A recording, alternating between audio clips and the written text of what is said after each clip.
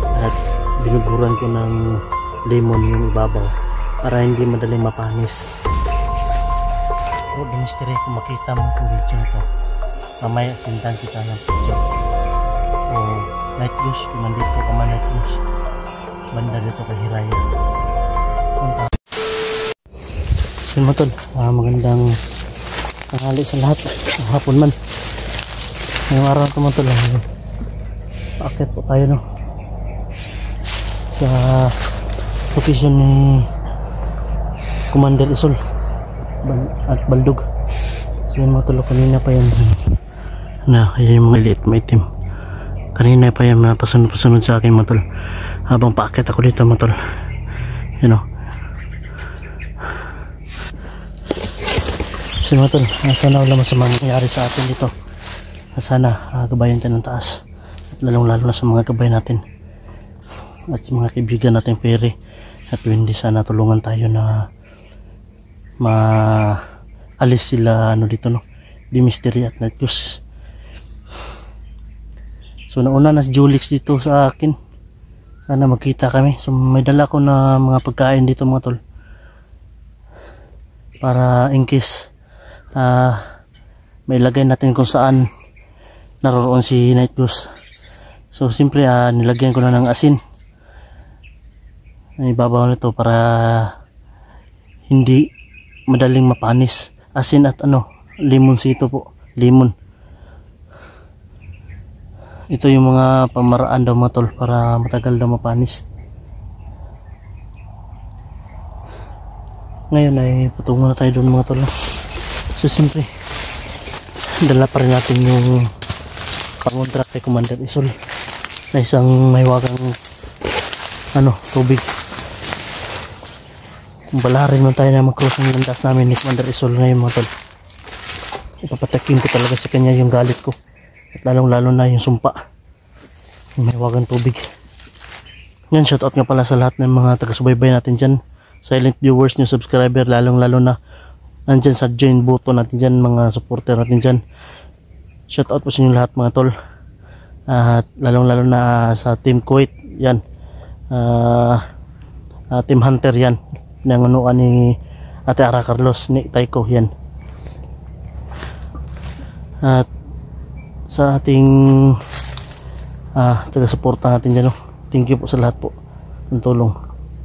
Merry Christmas yan, shout out sa iyo idol kay Jocelyn Rosado yan, at kay sa ibang hindi ko mabanggit sa iyo na hindi mapapabanggit po, shout out po sa iyo ate at idol, shout out po.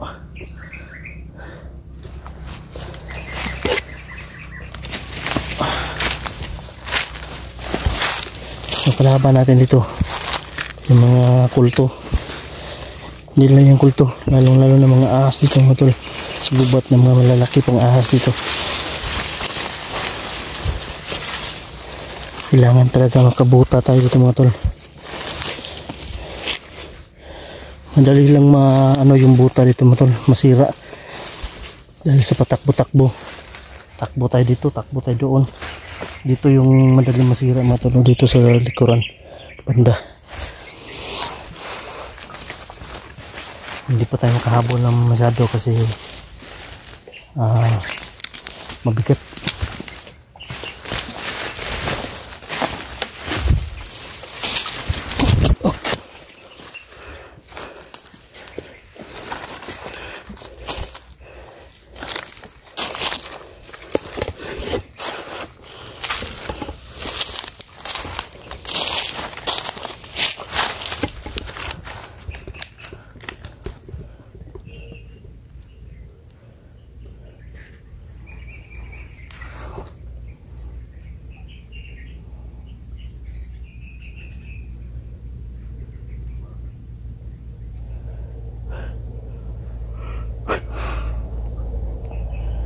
Kahapon ay dito ako galing mga tol. Buti na lang ay nakababa agad ako, hindi pa dumilim. Sobrang lakas ng ulan, basang basa talaga ako. Yan, masakit yung dito ko mga tol. Siguro sa init ito at tapos ulan kaya nagkaganito. yung lalamunan ko masakit, parang may trangkaso na paparating sa katawan ko mga tol. Pero laban lang tayo mga tol, kasi kailangan tayo ng mga kasama natin sa pagtulong nila.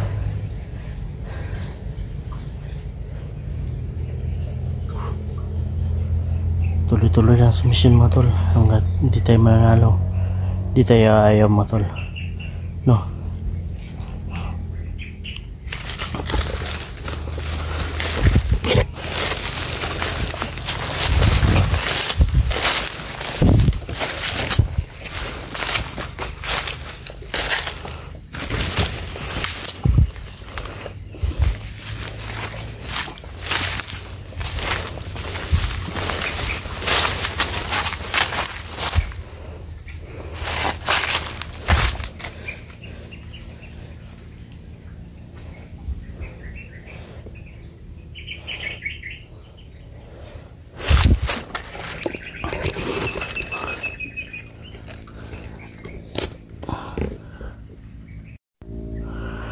Ayun mga tol,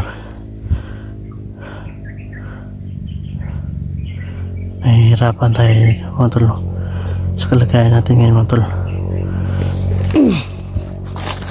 dahil sa merong alas si Commander Rizal na pwede kaming paghiwalay-hiwalay, pwede kaming ipunta sa iba't ibang lugar o iba't ibang location. Hindi madali yung paghahanap natin sa kasama natin mga tol, dahil sa sobrang lawak dito. Doon pa yan, paakit pa yan.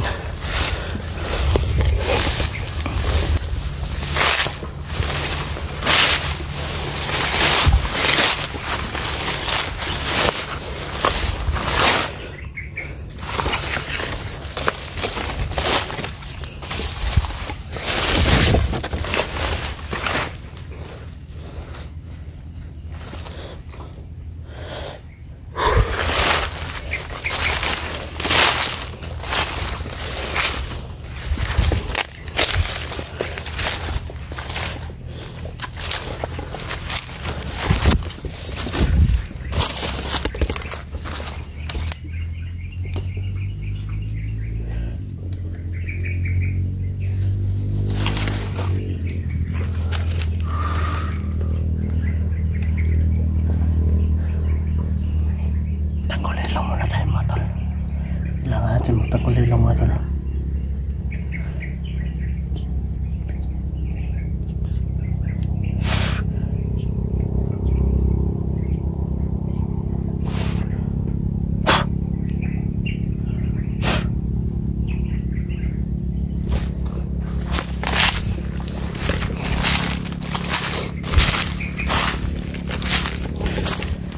Ngayon tol, ay maglagay tayo ng pagkain na hindi natin i-video.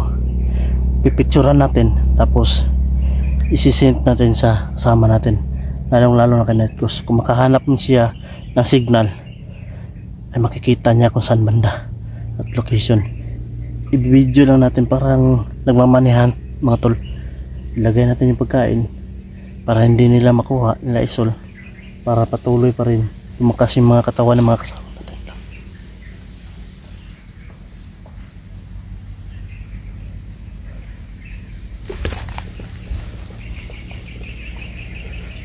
May paparating mga tol, may paparating. Yan yung gagawin natin mga tol, para hindi nila alam at hindi man lang malason yung mga kasama natin. Baka sabihin nyo naman mga tol, hindi ko binidyo yung paglagay ko ng pagkain. Papakita ko sa inyo yung dala kong pagkain mga tol, para to sa mga kasama natin na nagugutom na. Ito, yan, kanin niya nakabalot sa dahon ng saging, tapos nilagyan ko na lang ng asin, kaya ako natagalan pag-akyat dito, at binudburan ko ng lemon yung ibabaw para hindi madaling mapanis.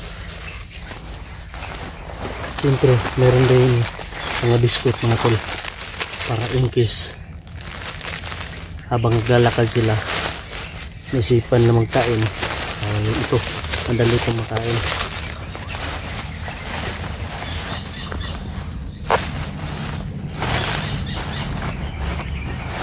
Diba?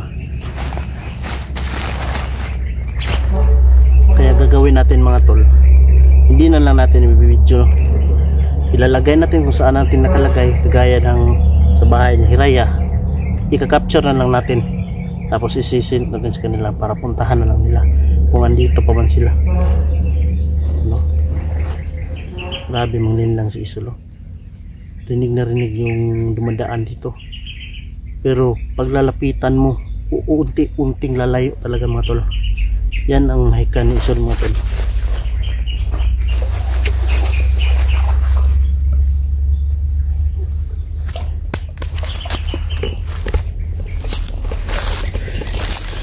Ngayon, unang target natin, pupunta tayo kay kaibigan Hiraya mga tol. Doon tayo maglagay ng pagkain kay kaibigan Hiraya, no? Kung andito man si kaibigan Hiraya mga tol, kung andito man mga tol, ay maririnig niya yung boses talaga natin. Kasi minsan dito mga tol, napaalis-alis tayo si kaibigan Hiraya mga tol. Hindi natin natisimpuhan. Dito tayo mag-unang matagay, tapos i-capture natin, isi-send natin.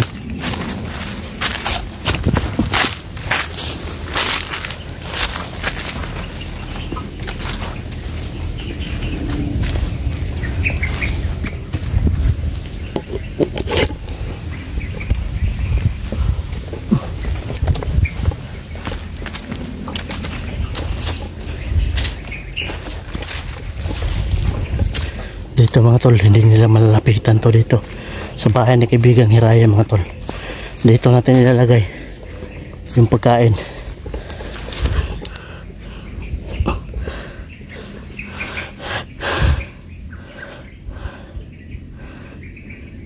Dito pwede natin i-video dito, nandito tayo naglagay mga tol.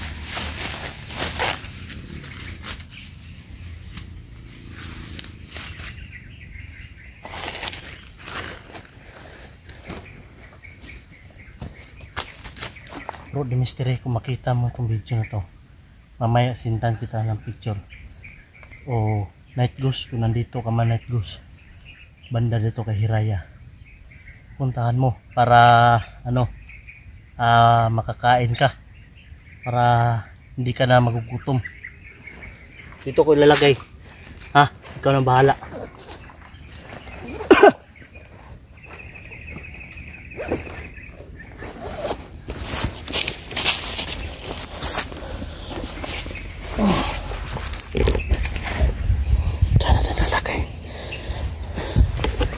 Ngayon mo tol, posite doon banda parang tayo mag-save.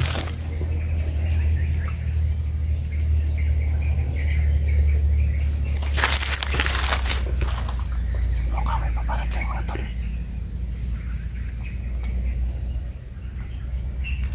Diyan na natin ilalagay.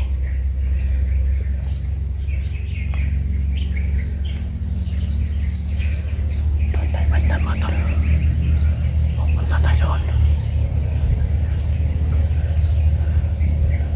Hanap yung signal mga ito, akyat tayo ng puno para makita natin yung location ni Night Goose kung saan siya banda, para in case madali natin siya matuntun.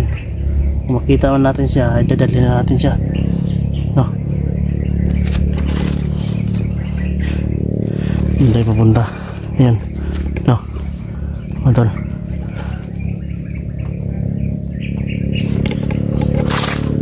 marami Mag-exit kayo mga tol para marinig ninyo.